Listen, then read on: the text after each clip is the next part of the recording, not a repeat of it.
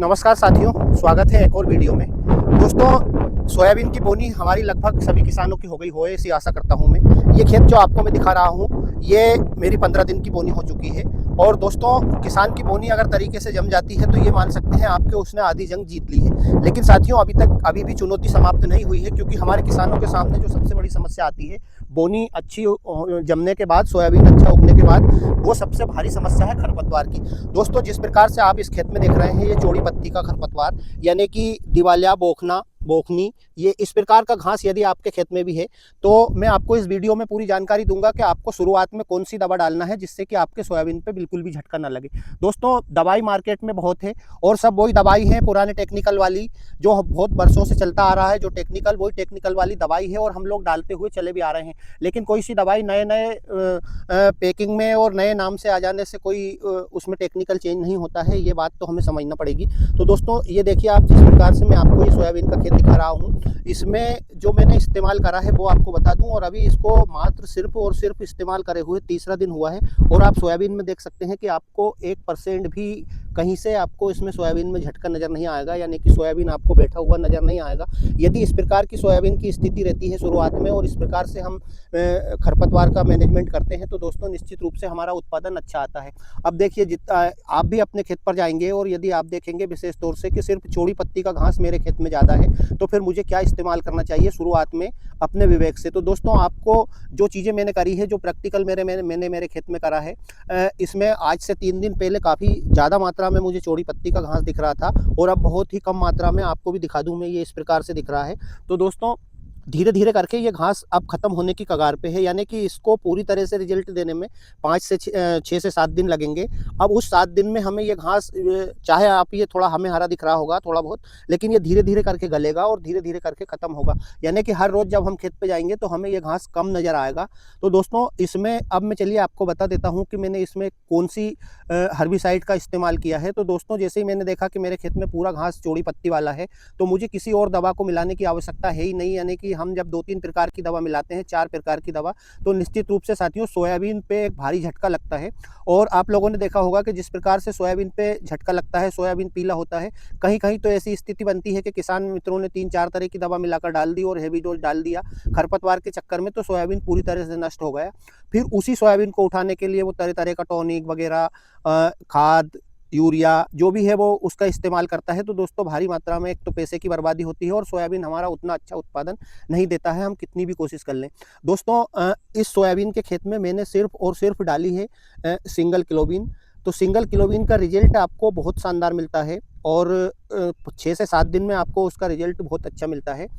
ये दवाई मैंने इस बार इसलिए डाली है कि हर बार जो हर्बिसाइड से सोयाबीन बैठते हैं, 2-3 तरह की दवाई मिलाकर डालते हैं, तो मैंने सोचा क्यों ना इस बार सिंगल क्लोबिन का प्रयोग किया जाए सोयाबीन में। उसके बाद यदि खरपतवार नहीं भी मरेगा तो जिस प्रकार से अभी हमारे पास समय है, क्योंकि ये 15 दिन का है, हम 20 से 22 दिन तक खरपतवार नाशक दवा डाल सकते हैं।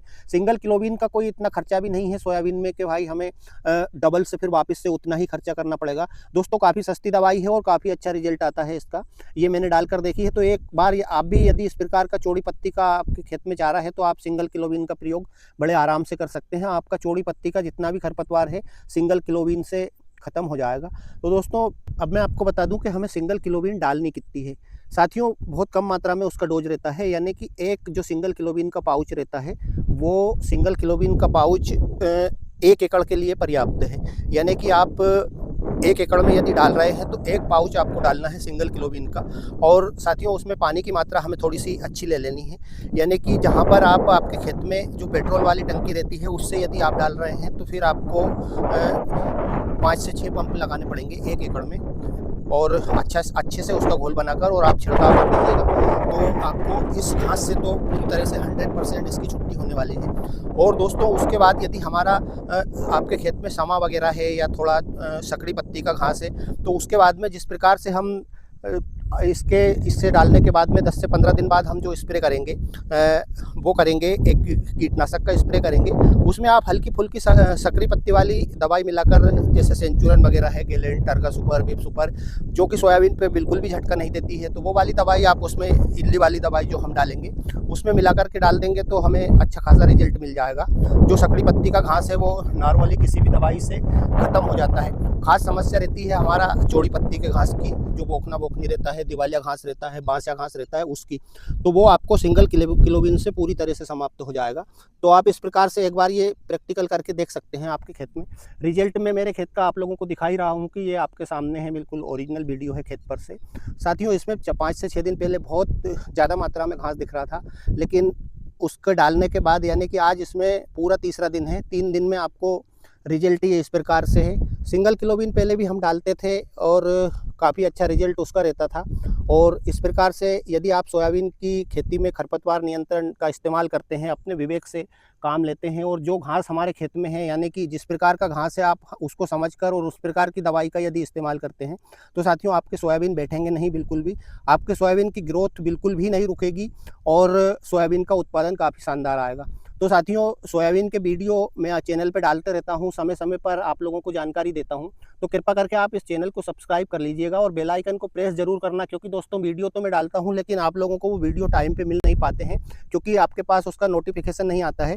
तो दोस्तों, आप बेल आइकन को जब प्रेस कर लेंगे तो जैसे ही मैं मेरा वीडियो डालूंगा और इस सोयाबीन में मैं आगे क्या क्या चीज़ें करूँगा, कौन सी यानी कि इसमें अब हम कीटनाशक डालेंगे और कौन सा माइक्रो न्यूट्रिएंट्स डालेंगे, दोस्तों इसका वीडियो आपको बिल्कुल भरपूर लाइव मिलेगा खेत से ही।